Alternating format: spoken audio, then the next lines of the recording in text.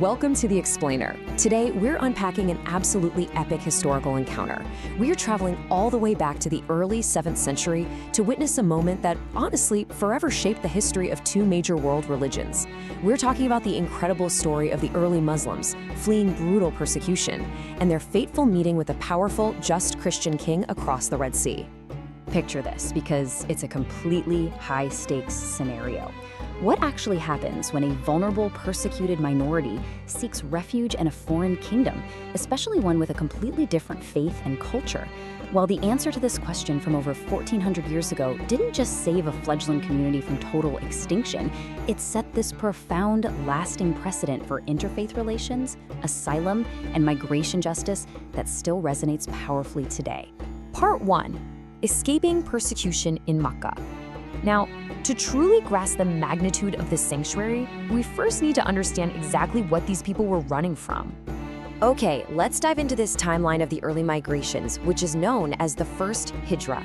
Prior to 615 CE, the persecution of Muslims in Mecca had essentially reached a boiling point. The Prophet Muhammad realized his followers desperately needed a safe haven, and this led to the first migration in 615 CE, the 5th year of the proclamation, where a small group of about 15 Muslims made the dangerous crossing over the Red Sea to Abyssinia. Then, just a year later in 616 CE, a much larger second migration followed, led by the Prophet's cousin, Ja'far ibn Abi Talib. And these refugees didn't just visit, they stayed in Abyssinia for over a decade, finally returning in 628 CE to join the Prophet in Medina. The stark reality of their situation was a matter of total extremes. It was literally night and day. In Mecca, Muslims were living in a constant state of terror. The ruling Quraysh tribe used severe torture, punishing economic boycotts, and violent coercion just to force these early Muslims to abandon their monotheistic faith. But Abyssinia, the kingdom of Aksum, offered the exact opposite. It was a land of peace, security, and complete freedom of worship, all protected by a just ruler. So for them, it was quite literally the difference between life and death. And the historical sources provide some truly harrowing details that show exactly why escaping Mecca became a basic matter of survival. Take Bilal al-Habashi, for example. He was dragged out into the scorching desert sun, a massive, heavy rock placed crushing down on his chest, yet he absolutely refused to renounce his faith, just repeating one for the one God. Or consider the tragic story of Ammar bin Yasser's parents. They were tortured to death, becoming the very first martyrs in Islam. Then you have Abdullah bin Masud, brutally beaten by a mob simply for reciting the Qur'an out loud in public. For these early believers, staying in Mecca meant facing relentless daily brutality. Part 2. Sanctuary in Abyssinia. Faced with this massive existential threat, the Prophet made a highly strategic choice for asylum.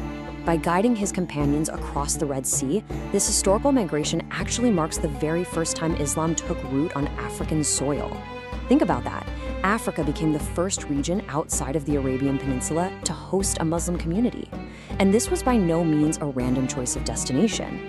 The Prophet specifically guided his followers toward Abyssinia because of the stellar reputation of its ruler. That ruler was King Najashi, also known as Ashama ibn Abjar. He was the Christian monarch of the Kingdom of Aksum, which covers modern-day Ethiopia and Eritrea. The Prophet assured his followers that King Najashi was a remarkably just and God-fearing man who absolutely did not tolerate injustice in his kingdom. The Prophet knew this Christian king would offer a fair, unbiased environment, making it a true sanctuary.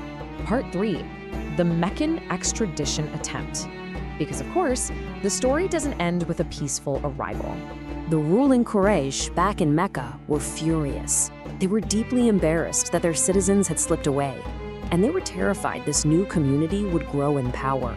So they went after them, setting up this incredible dramatic climax at the royal court of Aksum.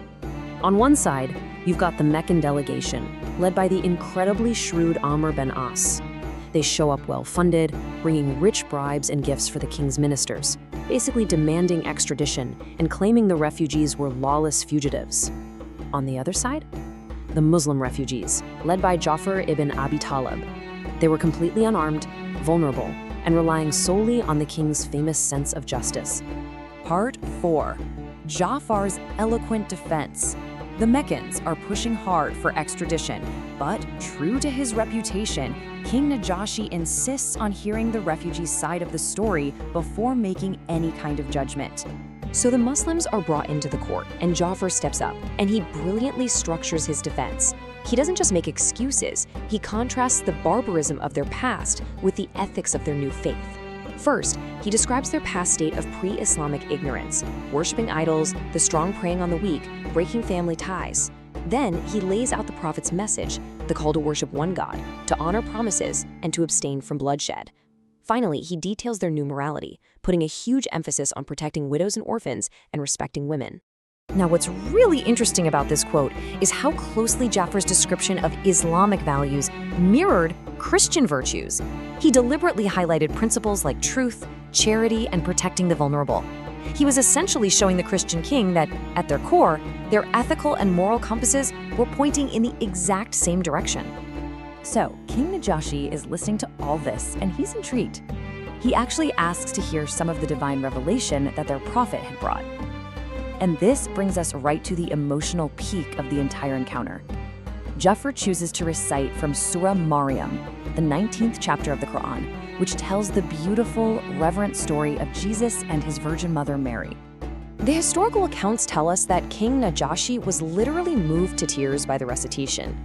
Recognizing the profound similarities in their faith, he declared that the message of Muhammad and the message of Jesus came from the exact same source. He firmly rejected the Meccan bribes, looked right at the delegation and said, "Go, for by God I will never surrender them to you." Just like that, he granted the Muslims permanent asylum. But wait, the Meccan delegation wasn't quite ready to give up. The very next day, they tried one last desperate legal maneuver. They went back to the king and tried to exploit the theological differences regarding Jesus, claiming that the Muslims rejected the divine nature of Christ. They were hoping this would finally be the wedge that turned the Christian monarch against the refugees. So the king summons the Muslims back. He questions them directly about Jesus. And Jafar, he doesn't flinch. He doesn't water down his beliefs to save himself. He gives a completely honest and direct answer, stating that Jesus is God's servant, his prophet, his spirit, and his command given unto Mary. And incredibly, this total honesty actually solidified the king's support. Najashi completely agreed with this reverent description. The Meccans were dismissed for good. Part 5. An enduring legacy.